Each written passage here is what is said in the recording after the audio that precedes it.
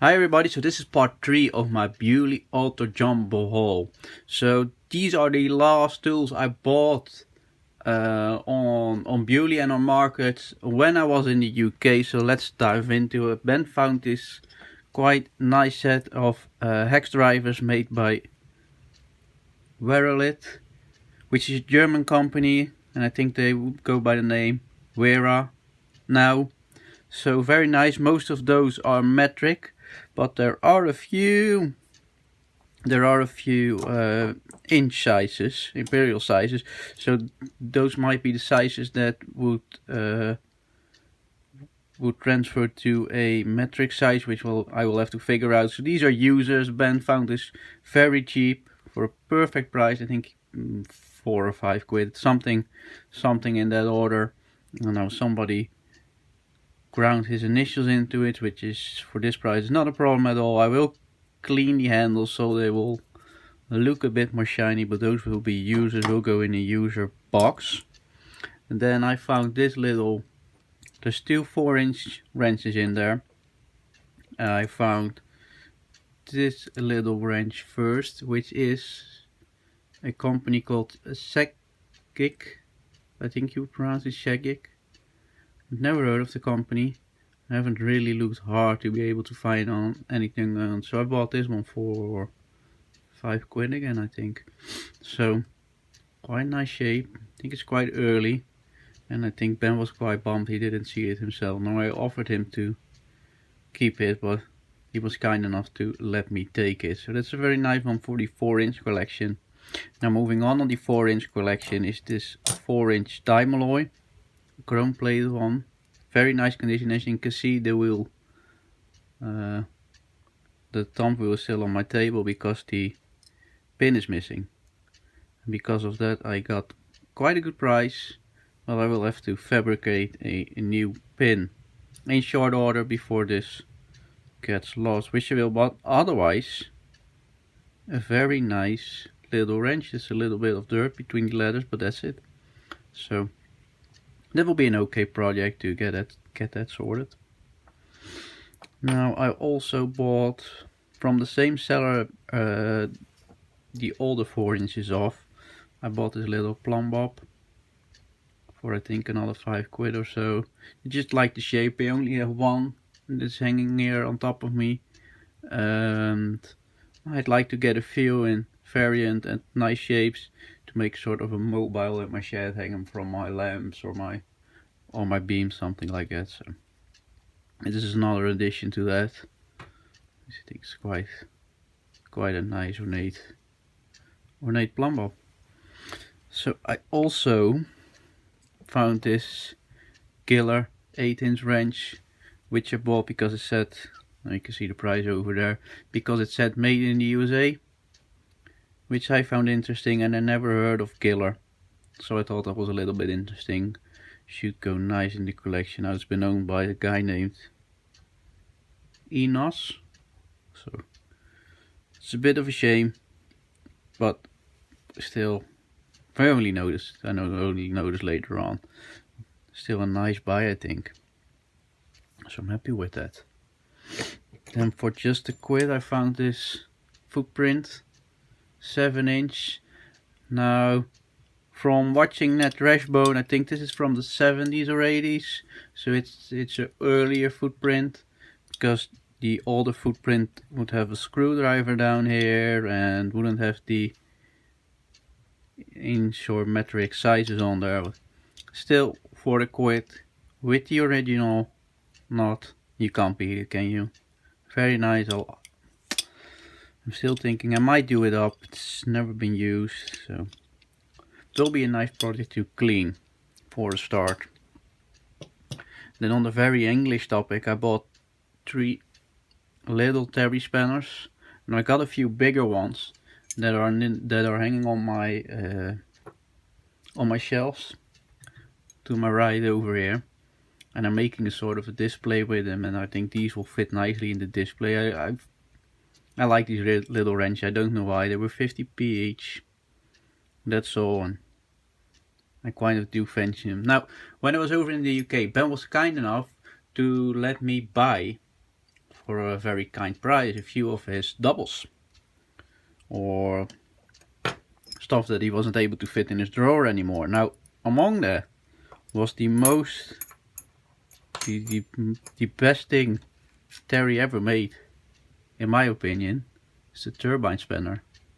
Very cool early English spanner. Now it's a lot like the U-boat spanner, just this one is stamped out.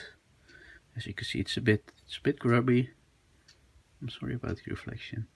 It's a bit grubby at this point, but I've already gave this. You'll be able to make out which part I've cleaned, right? So I will get it at least looking like that. So it's very kind of Ben to let me buy this one, because it's a great thing. What else can I say? So then, from the same seller as I bought the perfect handle screwdriver of, which I featured in the previous video, I bought these Excelite nut drivers. So there's 10, and I think I paid £10 for them, which I thought was fair. So I think most sizes are there. I'm missing a 9mm, and I'm missing some of the half sizes, which which you rarely see anyway. But I'm missing a 9mm. But still, I think it's a nice set, which would clean up nice. It always needs a good clean, and it will be perfect. And I always wanted to own something made by the Excelite company, because from what I've heard, they make great tools. So yeah, that's a little set that I'll clean up shortly. Then from the same seller I bought the Beaulieu off, and I've also bought the crescent screwdriver off of him. So he had amazing stuff. He had an amazing stall.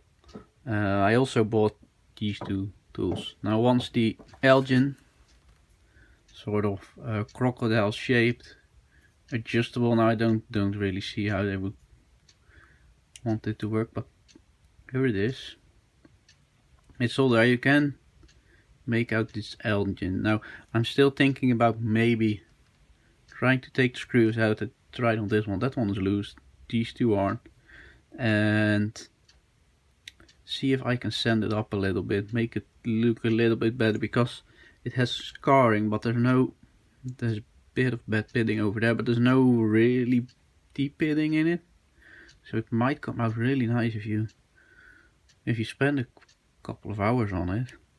Now it is meant to be taken apart using those screws, because again, Ben and his doubles sold me this in great condition, absolutely fantastic. And this one is different in the way that this one has been modified to accept a die, which you can change out. This is pretty interesting, but as you can see, it says extra jaws 25 cents.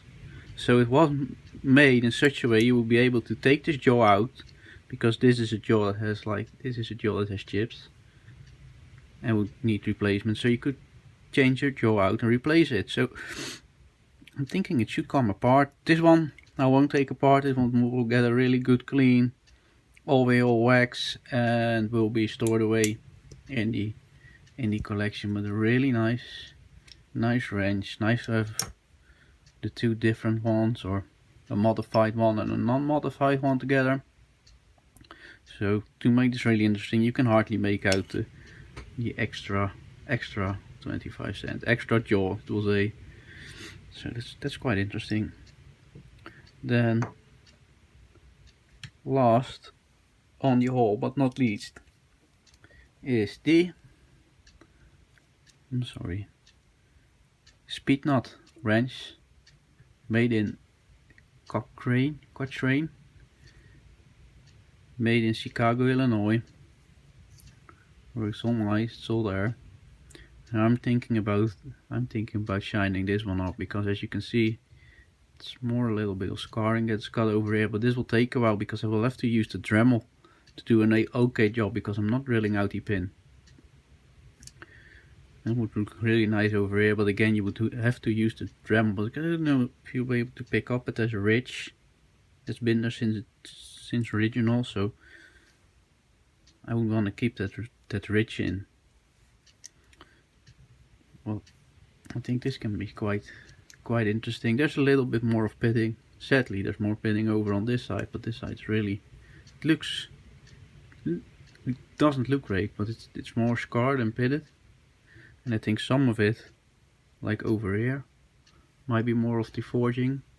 So nice little find from that stall. Now I see I've been jabbering on for about 10 minutes, but Ben sold me a couple of more of his doubles, which I will show you in the next video to keep it a little bit enjoyable time wise. Alright, thank you all for watching. See ya, bye.